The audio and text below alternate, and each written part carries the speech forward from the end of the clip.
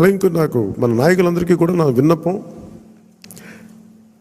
ఎవరిని కూడా వైసీపీ నాయకుల్ని కానీ ప్రత్యర్థి పార్టీకి సంబంధించిన ఎవరు కానీ వాళ్ళు మన శత్రువులు కాదు. వాళ్ళు ఇంక్లూడింగ్ వైసీపీ కూడా మనకు శత్రువులు కాదు, మన ప్రత్యర్థులే.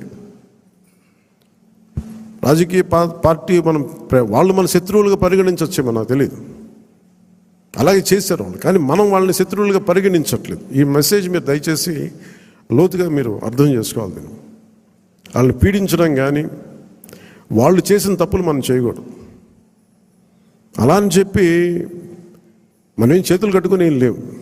వాళ్ళు చేసిన తప్పులుంటే చట్టం ప్రకారం మన పివి నరసింహారావు గారు ఉటంకించినట్టుగా మన పిఠాపురం సభలో కూడా చెప్పాను. చట్టం ఏ పనులు చేయాలో ఆ పనులు చేసుకెళ్ళిపోతూ ఉంటుంది. కానీ కక్ష సాధింపుగా కూర్చోబెట్టి వాళ్ళని వేధించడం కానీ, సామాజిక మాధ్యమాల్లో నిందించడం కానీ, అలాగే ఎవరిని కూడా వ్యక్తిగత దూషణకి దూరంగా ఉండమని నేను అందరినీ కోరుకుంటా ఉన్నాను.